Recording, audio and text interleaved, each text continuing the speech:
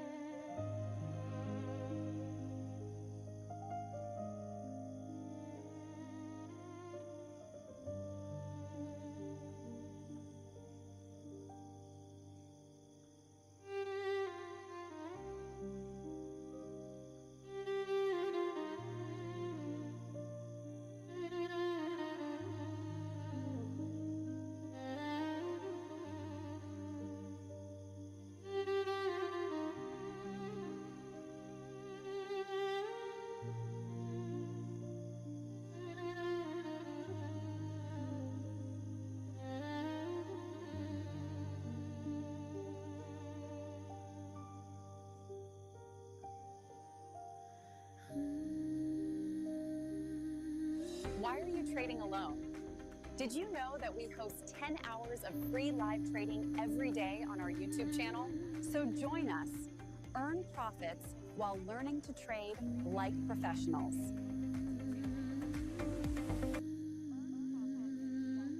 Why are you trading alone?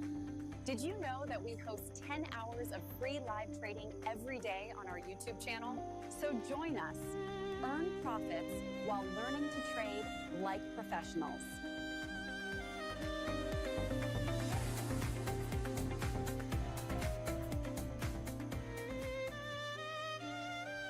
Trade gold like a professional. No guessing, no gambling, just real market execution. Join our daily live trading on gold, Nasdaq, and Bitcoin. Subscribe now.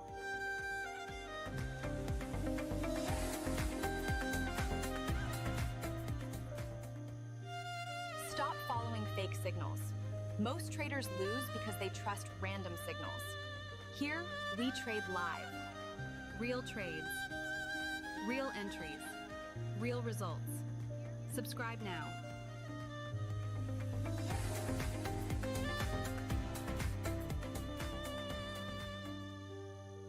This is not a signal channel. This is real trading, real decisions, real money. Gold, Nasdaq, and crypto. Live every day. Subscribe now.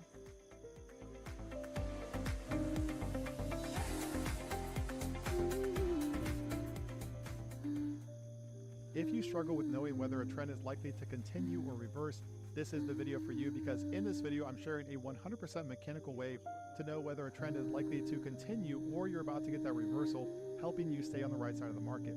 So if you're new here, my name is Justin Bennett, founder of Daily Price Action, Forex trader since 2007, full-time trader since 2011. All right, so in this video we are talking about SMC market structure. Okay, so for some of you this could be familiar, for others this is going to be brand new. Now, for those of you where this is brand new, I want to start with some basic concepts here. And even if you know SMC, market structure and you're familiar with it, I urge you to pay attention here, even through this part, because you might learn something new. Okay, so looking at this blank chart, right? Let's start here, because before we get into an actual chart, I want to explain what defines a market uptrend, downtrend, and consolidation, and also those key terms that we need to know in order to put this method into practice. So the very first thing, let's go ahead and draw out some very simple lines here. Okay, so we're going to draw, first of all, an uptrend up here. So higher highs and higher lows. Most of us are very familiar with that. And then we also have a consolidation period, right? So these are the three, essentially the three things that a market can do, right? You can either get consolidation like this, where the market just goes sideways. You can have an uptrend, or you can have the market moving in a downtrend. Okay, so lower highs and lower lows. So most of us are familiar with this. Now, what you might not be familiar with are terms like internal and external highs and lows. So let's discuss that for a moment before we get into a couple of SMC terms that you need to know.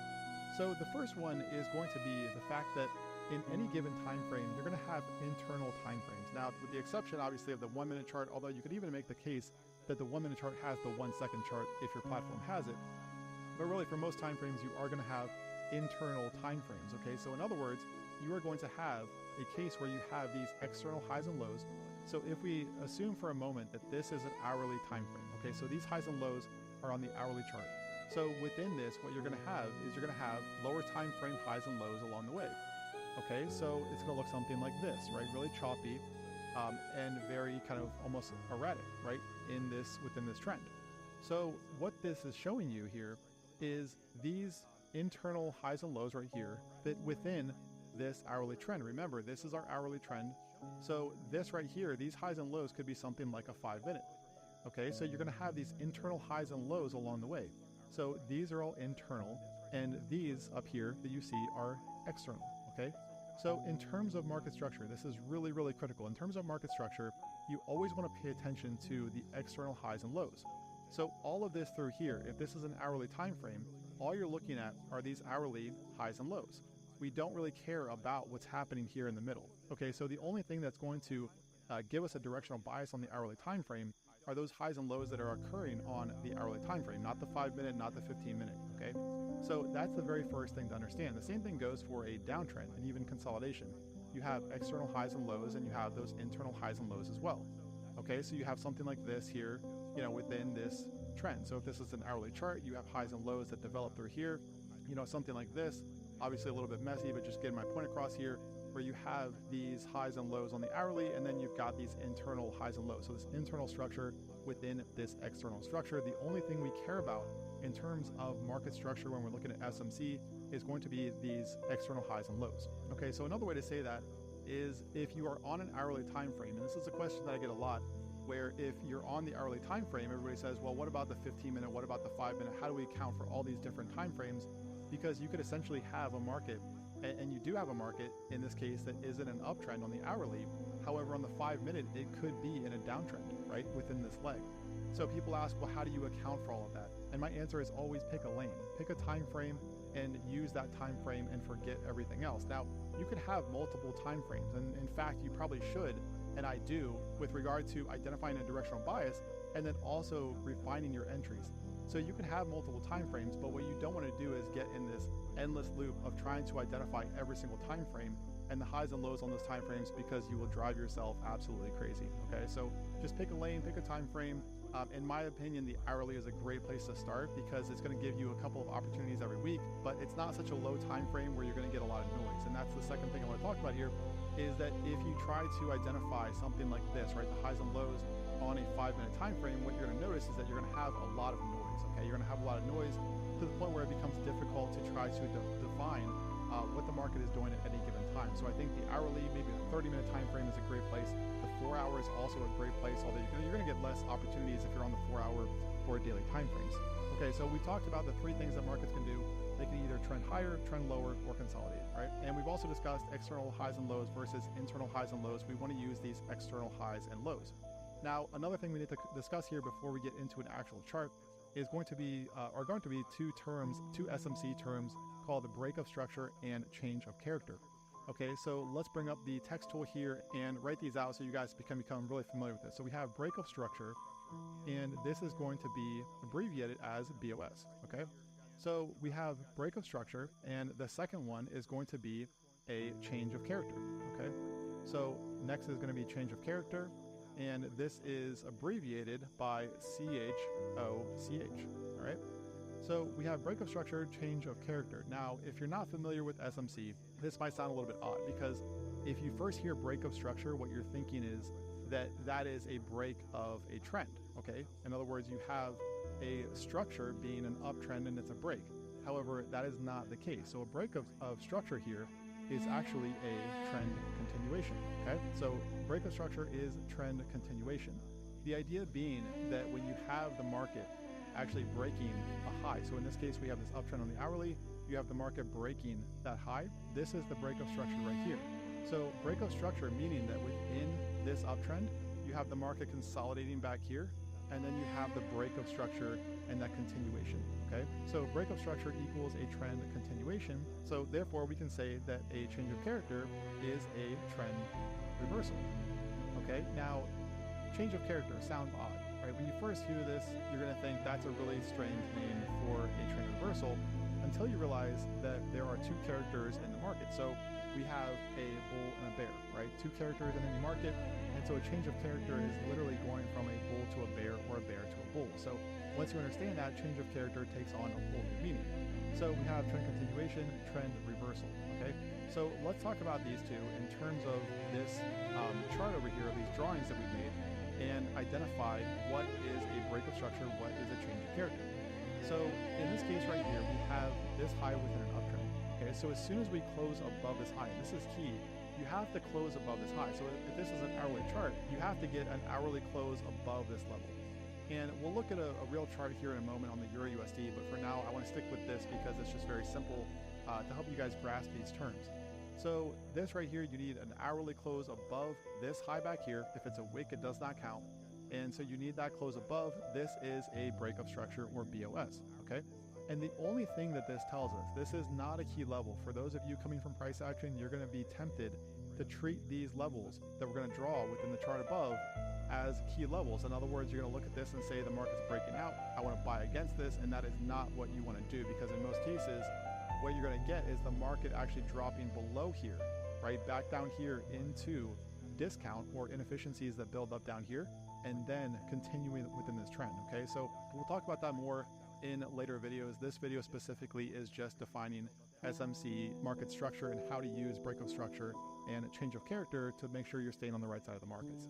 So we have this breakout structure here. Let's go ahead and label this so we stay clear, right? So breakout structure, BOS, okay? So again, same thing up here. You can see where we had the close above this high. And the only thing that this is telling us, this is not a breakout, okay? This is not a breakout. This is simply the market just telling us that buyers remain in control, okay? So I don't want you guys thinking that this is a breakout, again, in the sense that we have a break and you want to buy against this level, because in a lot of cases, again, what you'll see is the market will drop well below it back here into some inefficiencies to clean up the liquidity that was left behind during this move and then continue in that direction. So if you start thinking of these as breakouts and buying against these levels, you're going to get yourself in trouble, okay? So breakup structure, breakup structure. Now, let's talk about for a moment a change of character, okay? And obviously the same thing applies here for this downtrend where you have the lows down here, right? This would be a bearish breakup structure where you get the market actually closing below this low back here. So bearish breakup structure here and also bearish breakup structure here. Okay, so again, this just tells us that sellers are in control back here and that buyers are in control up here. That is the only thing that we're doing here, okay? Now, let's talk about a change of character. How does that work? So if we take this here as our uptrend and we map out something like this, let's say we get the pullback here, the market comes up, makes a lower high, although it doesn't have to, but this is a stronger reversal signal, which I'll explain in future videos as well. But this right here, okay, if you get something like this, what happens here is on the way up, you're marking these levels and you're saying, okay, these are the levels that buyers have to defend, right? Because it's an uptrend, you don't want to see the market closing below these lows. Okay, so it didn't here, we got the bullish breakup structure, buyers are in control, and the same thing back here.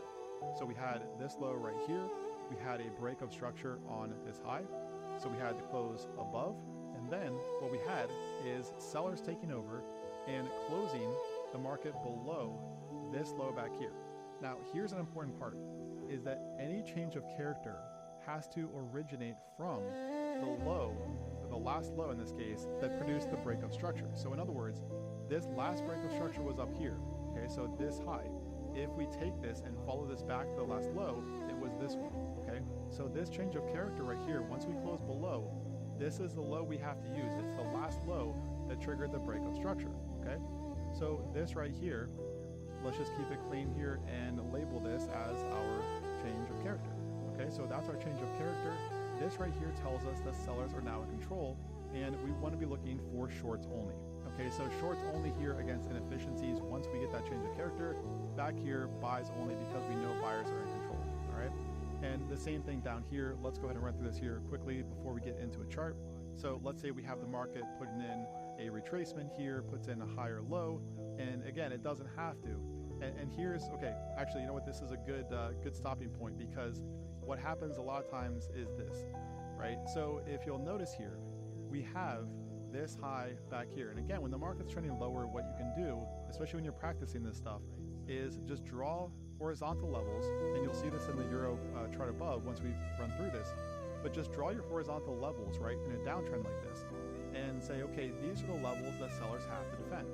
As long as we're doing that and we're producing these breakup structures, then sellers are in control.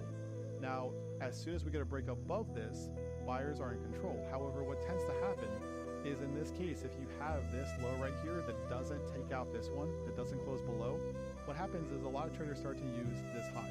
And they look at this and they say, okay, this is a change of character.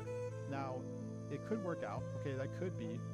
However, technically speaking, this is not the high that you should be using. And the reason for that, it goes back to the fact that any change of character, right, has to originate from, in this case, the high that produced the last breakup structure. So, in other words, if we look here at this, okay, so this breakup structure right here, if we move this over, right, copy this over, this was our last breakup structure. We got the close below this low right here, okay? So we closed below here. This high up here was the high that produced the last breakup structure. Therefore, this is the high that you need to mark out, not this stuff here. And this goes back to what we discussed earlier about external highs and lows and internal highs and lows. All of this right here is internal. It's all internal to this right here, this high and this low. If you notice, all of these right here, this high, this low, this high, this low, all of this is internal to this high up here and this low down here. Okay, so that's very important that you have to, anytime you're dealing with a change of character, it has to originate from, in this case, the last high that produced the last break of structure. Okay, so if we walk this forward here, let's finish this up and then we'll get into a Euro USD real chart to explain this. So if in this case we were to get the move above here like this, then that right there is your change of character. Okay, so the change of character actually happens over here, not within this. So this right here now becomes our change of character. Okay, because you could have, in this case, you could have had the market do this, and you think that this high right here is the change of character, and the market's flipping bullish, and then it could have just continued lower. Okay, so it's very important to confirm this with these external highs and lows and not the internal highs and lows. Okay, so let's go ahead and move on now and look at a real example here, a real chart on the Euro USD. We're going to use the hourly time frame just because I do think it's a great time frame to use, especially if you're learning this stuff, because the issue is if you drop too low of a time frame, then you're going to get a lot of noise. It's going to be difficult to determine what those external highs and lows are. So even this right here, and by the way, I'm not cherry picking this. This is literally the last couple months of the Euro USD price action. So you could do this on any chart, any time frame it works. But again, I do suggest that when you're learning this stuff, to kind of stick to the hourly or above. You could drop to the 30-minute or even 15, but again, the lower you go, the more noise you're going to have in the chart. Okay, so let's go ahead and play this forward now. And as we do this, I'm going to go ahead and mark out these highs and lows. So here we have a downtrend clearly, right? We have a downtrend here in the Euro USD. So during this time frame, what we would do is we would go ahead and just look at these highs and lows to determine, right, when we have the break of structure or the change of character. So in this case here, you can see that we do have a break of structure off of this low down here. So off of this low, we have a break of structure, right? And this is a bearish break of structure because we are in a downtrend. Okay, so this is the high up here that has to be defended. Now, as soon as we get a break of structure, okay, so this is great now that we're real time here because you can see we had the break of structure that closed below that confirmed that sellers remain in control. Now, at this time too, what you can do when you're learning this stuff is you can go ahead and draw out a horizontal line off of this high up here now. And the reason for this is because this is the move right here. This is the high that triggered this break of structure, okay, the downside. So if we play this forward now, let's see what we get here. Okay, so the euro is coming up now and testing that high. And what you can see right there, guys, this is really important because this right here, this close above, is a change of character. Okay, so again, we have the last high that produced the last break of structure. Okay, so if we have this low down here that produced the break of structure, we follow this back to the last high. It's this one right here. And if you'll notice too, this isn't just a fluke or getting lucky in this case, because if you'll notice during this downtrend, what you can see here is that we had a series of lower highs and lower lows. Okay, so the market never did this before. If you'll notice, all of these highs up here are lower highs. This right here is really the first higher high within this downtrend. Okay, so this right here, the close above, is our change of character. Okay, so let's go ahead and label that to keep things straight here. So change of character here, I'm going to remove this for now, keep things clean. Okay, so that is our change of character. Now at this point we know that within this downtrend, buyers are starting to take control. The key word there is starting though, because there are no guarantees in the market ever, even if you have full confirmation. But in this case, we have the start of a potential reversal. So at this point, if you were looking for shorts during this downtrend, this would be a good time to pause and say, okay, wait a second, buyers are starting to take control. We're seeing some strength now in this market. This was a pretty aggressive move up, and we also closed above this high, right? That last high that produced the break of structure. So at this point, if you were shorting, you probably want to stop, right? Not financial advice, but that's always the best thing to do here when you see the market finally starting to turn. And so with this now, and again, here's where traders get themselves in trouble, because they look at this as a breakout and they think, okay, if we close above here, then I want to buy against this high. And that 9 times out of 10 is going to get you in trouble. And that's not what we want to do here. In future videos, I will talk about entry methods and how to use this, really the same method in order to confirm entries. But that's not really the way to go here, because if you start doing that, what you're going to find is that inefficiencies build up along the way, and the market has a way of coming back here and tagging these inefficiencies down here before moving higher. Okay, so if we go ahead and play this out now, and again, this right here, guys, it's important too. This change of character, the only thing this close above this high tells us is that buyers are starting to take control. That is it. This is not a key level in the market. Yes, it is off of this high, but the only thing this serves right now is just to tell us that buyers are starting to take control. Okay, let's go ahead and play this forward now and see what we get. So here we have the market dropping down here, and this is what I mean. We're dropping down there into those sell side inefficiencies that developed along this move. Okay, so now we have the move back up here, and before we get there, I'm also going to draw a level off of this high, okay, because this now becomes the high that the market has to break out in order to give us that first higher high. We've had the change of character back here, but we want to see that, that confirmation that buyers are truly taking control. Okay, and if you'll notice here, we move up and test the level a couple of times, don't break through, and this right here, this wick does not count. Okay, the wick does not count because we're on the hourly time frame. This was an hourly wick. We did not close a candle above this. Okay, so let's go ahead and keep moving forward. Okay, and on that candle right there, what you can see here is that we finally got the close above. Okay, so we got the close above here. So this now is a break of structure. Okay, because now we're bullish, right? We have the change of character back here, break of structure once we close above. So this right here too, as soon as we get this close, what we can do is go back to the last low that produced this. So we had the close above up here. This was the low that produced that break. Okay, so this is the low now that you want to see the market hold above. You do not want to see the euro closing an hourly candle below this low here. Okay, so if we now map this out, so this is our low now that we've had the break of structure that buyers have to defend. Okay, so we have the break of structure. Let's play this forward and see what we get. Okay, so moving forward, you can see we're kind of consolidating here a little bit. We did drop below that break of structure, but again, these are not key levels. All this is serving is just to tell us that the market is, in an uptrend, buyers are in control. Now, once we had this too, I should have mapped this out earlier, but once we had that break of structure, this becomes our new high, right? So this is now the new high that buyers have to break above. And what you'll notice back here is that we did not close above it here. We wicked above. We didn't quite close above here. We did close above through here. So once we have this, once again, buyers are in control. That's the only thing this is telling us. It is not a key level. In future videos, I'll get into areas of interest, how to define those, and also where to enter into trends like this, okay? So break of structure right there. And once we have that break of structure, we can move this level up, because once again, in an uptrend, this is now the low that buyers have to defend. And the reason we know that it's this low is because, again, this was our new break of structure here. If we move back from this, okay, this was the last low. So this is the low that buyers have to defend now. So moving forward, let's see what we get. Okay, so we're pulling back now into inefficiencies down here, right? And now that we've had a pullback, right, this high up here becomes the level to watch. Okay, now what defines a pullback for me is I want to see at least a few candles pulling back. I mean, ideally, you want to see a few candles in a row pulling back on the hourly. So in other words, you want to see at least, 3 or 4, ideally even like 5. And here we had 4 red candles right here on the hourly pulling back. So once I have that, I know that this is now kind of my high to watch within this trend, where we could get an additional break of structure, or we could get a reversal materializing from this, okay? But that becomes the high now to watch for the Euro USD. All right, so moving forward, we're just consolidating, going sideways. We don't have a break of structure, and now what you'll notice is that we have this big sell-off here from the Euro. Now, here's a great point as well, because all of this sideways consolidation, the thing to remember is that the low that produced the last break of structure, so the last BOS was this right here, okay? So this area through here, once we closed above, that was the last break of structure within this uptrend. Okay, so if we track back to the last low, now you could technically use this one. However, what you'll notice is that we only had 1, 2 candles pulling back. So for me, that's a little bit too shallow. It's a little too shallow for me to call this the low that buyers have to defend.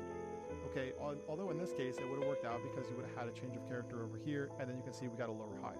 But for me, if I'm trading this real time, just full transparency, I'm looking at this low down here. Because again, this pullback isn't quite enough. It's a little too shallow for me to use this low. I'm looking at this low right here that produced this break of structure, okay?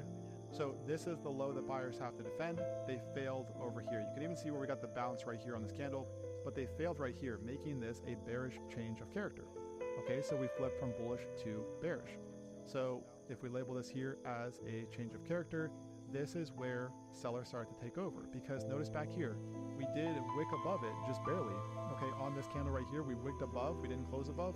So this was the high, we wicked above, we got a lower high, we broke down, breaking this low over here, giving us that change of character, okay? So if we play this forward now, let's see what we get here from the euro. Okay, so we have the change of character. We know that sellers are starting to take control, or regain control really. And so if we move this forward, you can see where, and again, if you had treated this as a key level and you were trying to short against this, you would have gotten yourself in trouble, because this right here probably would have stopped you out. And so that's not what we want to do. All this is serving, the only purpose of this is to tell us that sellers are taking control. Okay, so playing this forward, you can see we got a continuation. Now, once we had this move up, okay, what you'll notice here is that we had 1, 2, 3, 4 candles, 1, 2, 3 candles on the bullish side. So this right here serves as our retracement. Okay, now I'm pointing that out because then this becomes the high that sellers have to defend. And we know that this is the high sellers have to defend because we now have a bearish break of structure. Okay, so this low down here got taken out. So this was the low that sellers had to take out in order to confirm a continuation. Okay, so this was a bearish break of structure right here. This is the high now that sellers have to defend. Okay, so once we play this forward, let's see if we get a retracement here. And you can see that we did get a few candles here pulling back. Okay, so for me, this qualifies, right? We had 3 candles right here pulling back into this sell-off. So 3 bullish candles. This low down here now is the level that sellers have to break. And you can see where we did get that. Okay, so if we take this here, move it down off of this low. Again, the reason I'm using this low now is because we did have a retrace into this sell-off. We had 3 candles here, so that qualifies. This is now my low. You can see we had a break of structure. Okay, so once we have that, all we do is we take this high up here, we move it down off of this high. Now, here's where it gets a little bit tricky, because you could say, okay, well, it could be this high right here because this produced the break of structure, or this one up here. Personally, I like to keep it conservative. I like to say that, you know what, if buyers are going to take control again, I want to see them take out this high, not necessarily this one. Okay, so that now is the high that sellers have to defend. And we now have a new break of structure, giving us the indication that sellers remain in control. Okay, so again, during this entire time, following this right here, this change of character back here, this told us that we wanted to start looking for shorts on strength. Okay, so shorts through here, obviously back here when the market was in an uptrend, we wanted to be looking for buys only. So this just helps you stay on the right side of the market. And you'll see here as I play this forward that we do get, the continuation down here. And then we have, let's see, a pullback here. That qualifies as a pullback right there because, again, on the hourly time frame, we have multiple green candles here in a row. Okay, so that means that this low now becomes the level sellers have to take out for a break of structure, and they do. So we take this here, copy this down off of this low, we have a new break of structure. Again, sellers remain in control. Now that we have this here, we can take this level up here and drag it off of this high. Again, I'm using the conservative level here, which is this high up here, not this one. And that can matter in some cases, guys, because you could get the market actually closing above here, but not closing above here. So I would have to see buyers take out this high back here now that we've had that bearish break of structure to really confirm that buyers are regaining control. Okay, so playing this forward, you can see where we got the move up, and this right here, we have 1, 2, not quite what I need. However, if you'll notice back here, we did have a few green candles. Now we pretty much went sideways there, but that could still be a significant low there for the euro, and it would be enough that in real time I would plot a level off of this one here, just because things are getting pretty tight here for the euro. But that's also kind of what we've seen here this year, so it kind of matches the price action we've seen. So this is now the low that sellers have to take out to give us a bearish break of structure, and you can see right there we did it. Okay, so we got the close below, we have a break of structure. Okay, and you can notice too, this high never got taken out, right? So this is just a series of lower highs here for the euro, right? We never took out this high back here. Sellers remain in control, break of structure back here, break of structure now over here. Okay, so sellers remain in control. So again, this just tells us that we want to be looking for shorts only right now. All right, so let's play this forward and see what we get. Okay, now right there, you can see that we did get a few green candles. So what I can do is I can drag this now off of this low down here, right? And this becomes now the level the sellers have to break in order to confirm a new break of structure. Okay, so playing this forward now, let's see what we get here from the euro. We go sideways for a bit, we test that level, we do not close below, we wick below it. But remember, this is not enough to confirm a break of structure. We need the close below. Okay, now what you're going to notice here is that we do have the euro moving above these highs over here. So consolidation through here, and we had the euro breaking above. Now, this could be kind of hinting at a reversal, okay? But in terms of SMC market structure though, what you would have to see is you would really have to see, in my opinion, this high back here taken out. And the reason for that is, again, we go back to the last high that produced the breakup structure, right? We had 3 up candles here. Okay, so I can use this high. We had the breakup structure to the downside on this candle. So if we track back from this low here, again, remember, we didn't have a breakup structure over here, so we can't use this high. So this was our breakup structure. This is the low here. So if we track back to the last high, it's this one right up here.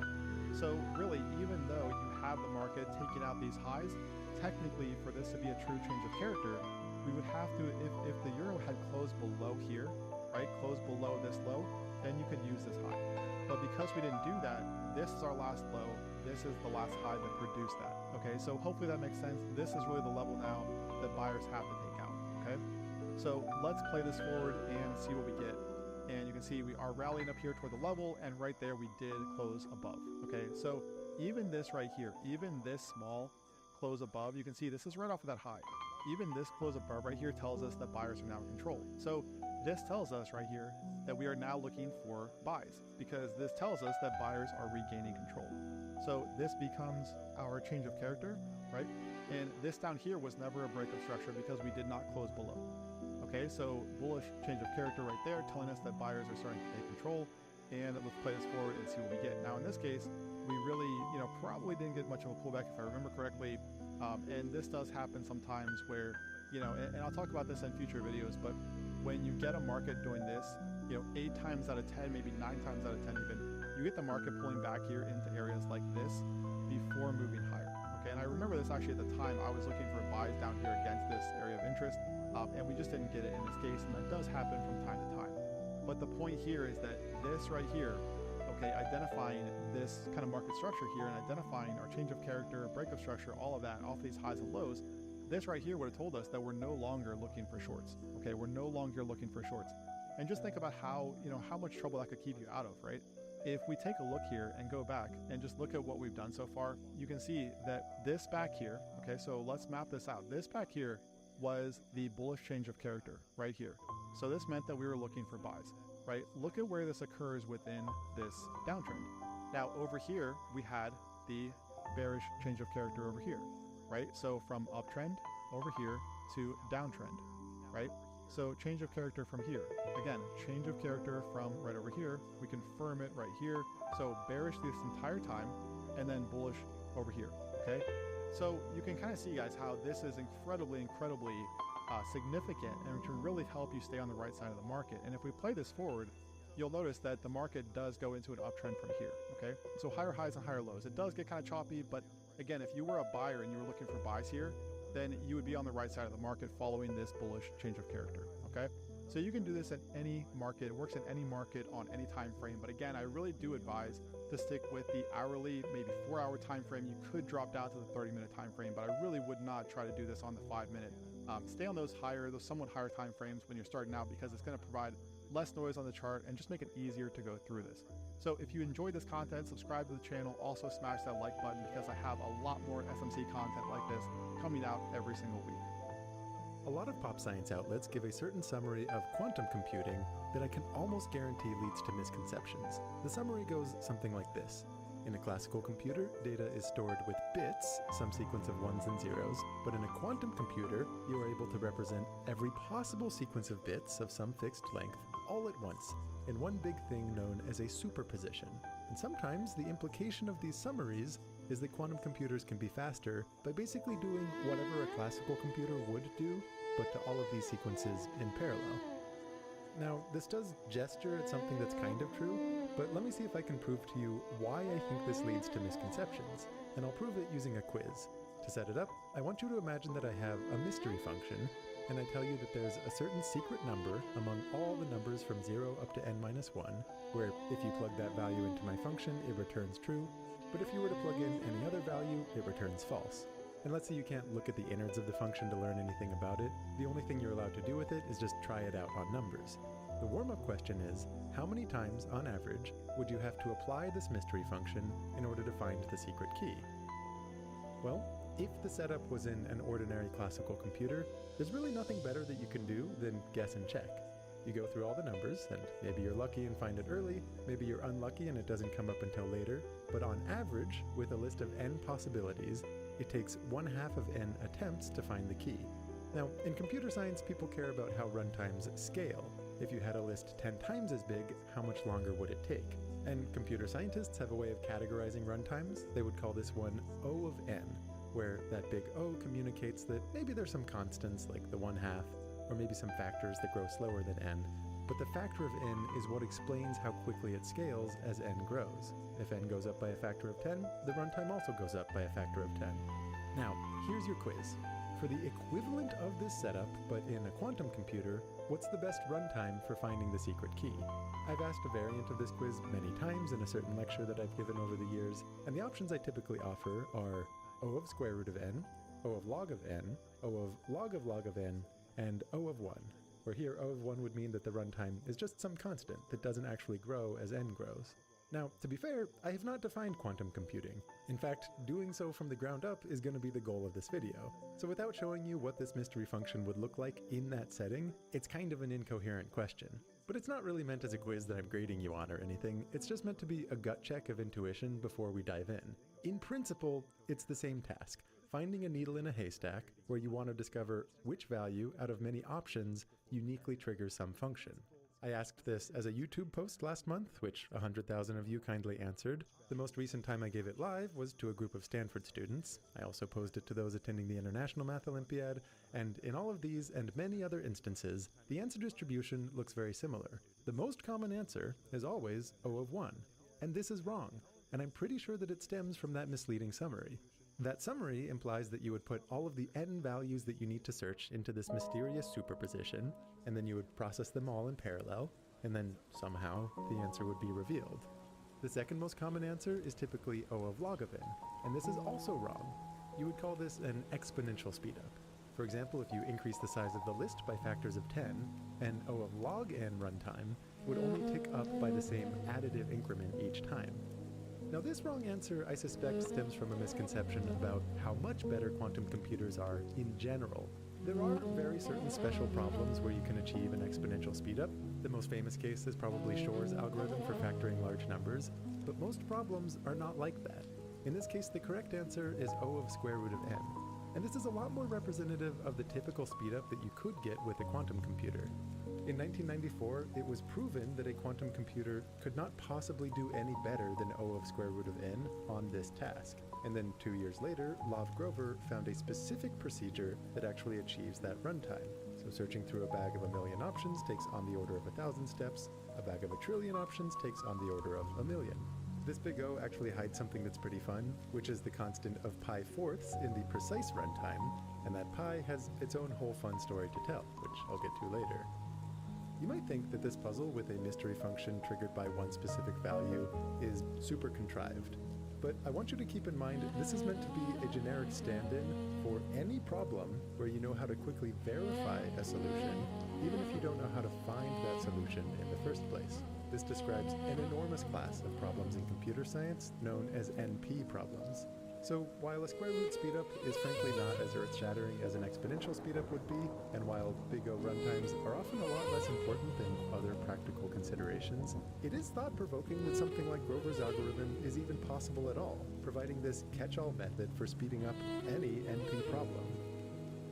My goal with this lesson is to build up to a step-by-step walkthrough of how that algorithm works. It's actually very geometric and very beautiful, but we need to build up a lot of background in order to get there. The first 2/3 or so of the video will be spent building up the fundamentals of quantum computing, not with a set of analogies, which as we've seen can lead to misconceptions, but as a piece of math, which I think offers you a pair of glasses through which you can see a much more honest depiction of the whole field. This is one of those topics that has a few premises that are just going to feel a little bit strange at first, and I should warn you they take a little getting used to. My current plan is to follow this lesson with another one about some of the underlying physics, which hopefully can help motivate a few of the odd-looking rules that you'll see here. But today the goal is to provide the minimal viable path to seeing a genuine bona fide quantum algorithm. Let me pull up again that contrast between classical computing and quantum computing, and let's see if we can build up something of a more representative mental model. It is true, of course, that data in a classical computer looks like a series of ones and zeros, and at a higher layer of abstraction, that might represent an actual data type, like an integer or some text, and at a lower layer of abstraction, those ones and zeros represent some actual thing in the physical world, like voltages across a capacitor or something like that. Now, these same layers of abstraction provide a pretty helpful framing when we discuss quantum computing. Over there, there's also some underlying physical measurement, and again, you represent the outcome of that measurement with some sequence of ones and zeros, and again, this might implement some actual data type that you care about, like a number. This symbol that I'm showing, by the way, is called a ket. I'll explain it properly in a couple minutes, but for right now, just think of it as conveying that something is coming from a quantum computer. Let's start things off with a description of quantum computing through the lens of that middle layer of abstraction, meaning we're going to postpone all of the underlying physics for now, which is a little bit like teaching computer science without discussing hardware. In a classical computer, there's no need to distinguish between the state of memory and what you read out from the memory. Both of them just look like the same sequence of bits. But it's a very different story in a quantum computer. Our main job today is going to be to understand something called the state vector, which is continuous. This is the thing the computer actually operates on, but it has a very unusual relationship with the values that you actually read out, those discrete sequences of bits. Before I can define the state vector, you need to know one other key difference from classical computers, which is that this value that you read out, which again just looks like some sequence of ones and zeros, is random. Or to be a little more accurate, I should say it's typically random. The way you can think about this is that if you run a program on a quantum computer, that program doesn't necessarily determine a particular output. Instead, it determines a probability distribution across all possible outputs. So for the example I'm showing on screen, this would be a very small quantum computer where the thing that you read out has 4 bits, meaning that there are 2 to the 4 or 16 possible outputs, and the specific program you run determines some kind of distribution across all those possible outputs. Some programs might manage to concentrate more probability on just one of those outputs, but other programs might give a more even spread across everything. This example, by the way, where the thing you read out has 4 bits, would be called a 4-qubit quantum computer. And more generally, if you have a k-qubit quantum computer, that means there are 2 to the k distinct possible outputs, and any program gives a distribution across all of those, and the thing that you read out has k distinct bits. That word qubit, by the way, is another thing I'm going to define more precisely in just a minute. I do want to emphasize that this distribution is implicit. You never actually see it directly, you instead infer what it must be based on the program that you run. You never see all bit strings coexisting at once in some kind of way. You just see one of them, drawn at random, according to this distribution. At a lower layer of abstraction, what I'm describing as reading out from memory looks like a physical measurement, and the randomness stems from the laws of quantum mechanics. If you're curious about the physics, that lower layer of abstraction, that's exactly what the next video is for. Up in this layer, you just think about probability distributions over all possible bit strings. Now, one more funny rule here, which does bubble up from the underlying quantum mechanics, is that after you read out from memory and you see some particular value, the underlying state of the computer changes such that now all of the probability is concentrated on whatever value you read out. So if you kept reading out from memory over and over, you would just keep seeing that same value. You might imagine these programs as creating a very delicate and sensitive probability distribution, where the moment you look at it, sampling from that distribution, the whole thing collapses to one value. Now you might be wondering, where does this distribution come from? This is both the most important and the most confusing part. You think of the state of the computer as being described by a big vector. Right now, when I say the word vector, you can just think big list of numbers, although as you'll see later on, it can be helpful to think of this as a direction in some super high dimensional space.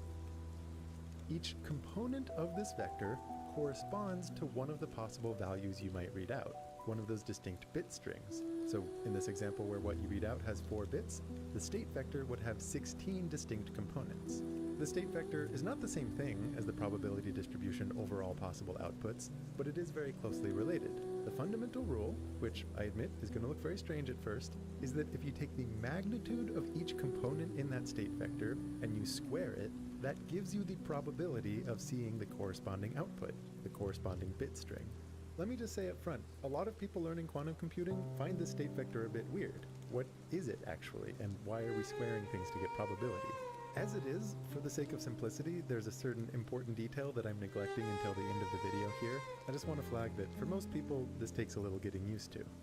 And to be super clear on what I mean with the fundamental rule here, let's suppose that after this program processes this vector, maybe the component of it associated with some specific bit string, like, I don't know, 0011, happened to be 0.5.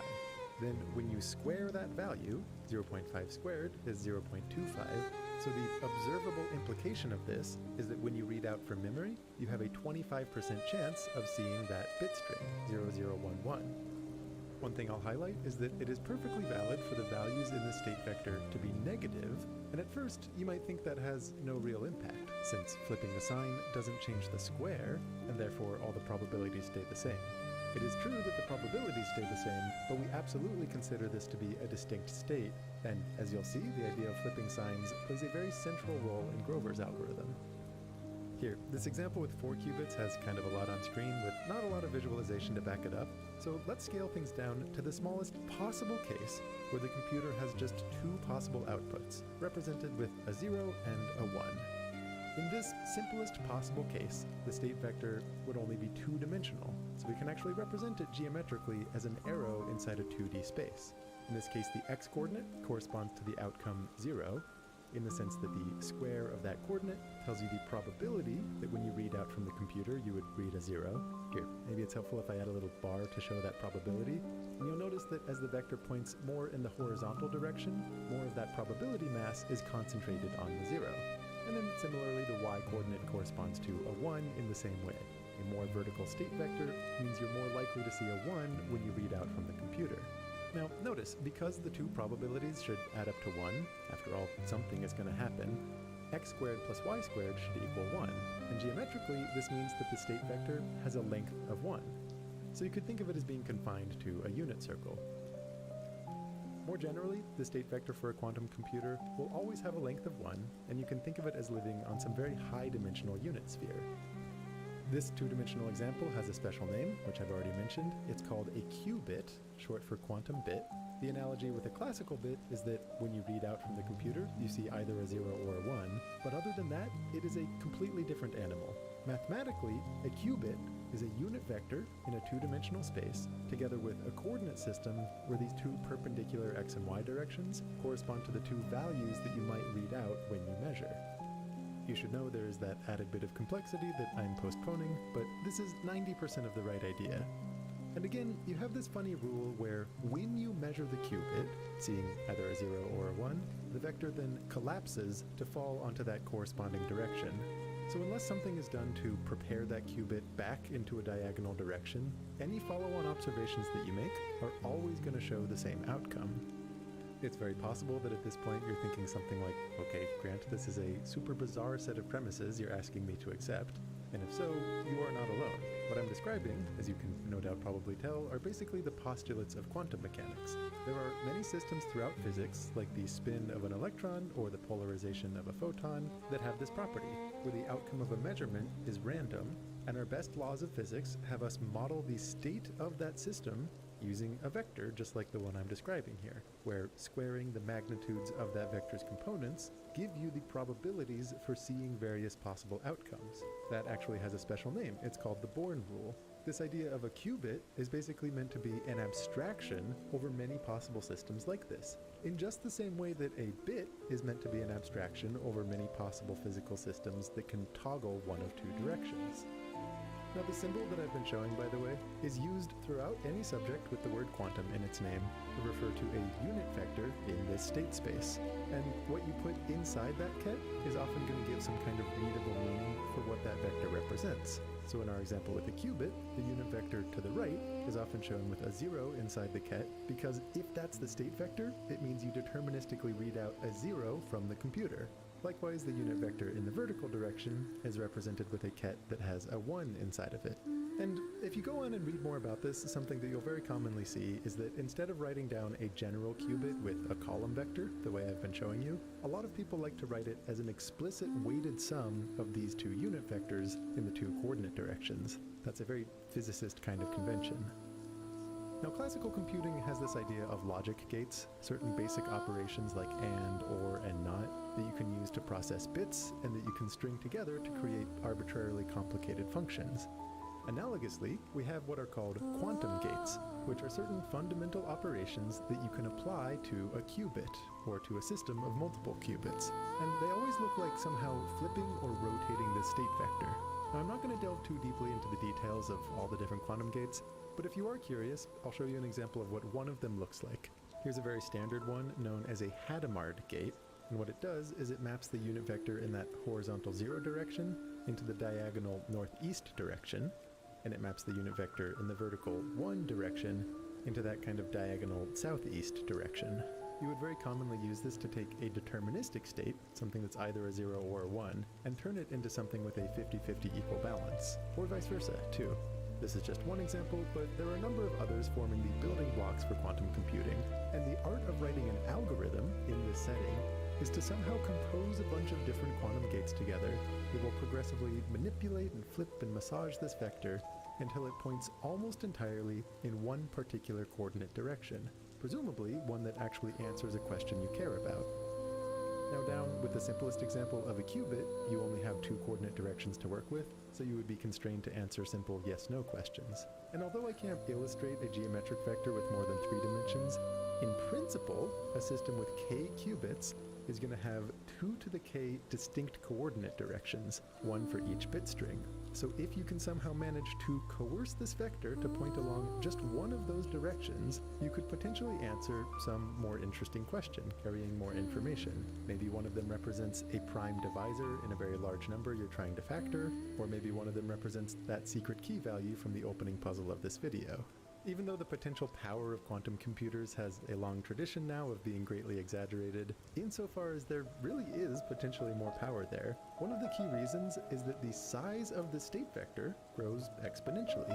As few as 100 qubits would already imply a mind-bogglingly massive state vector.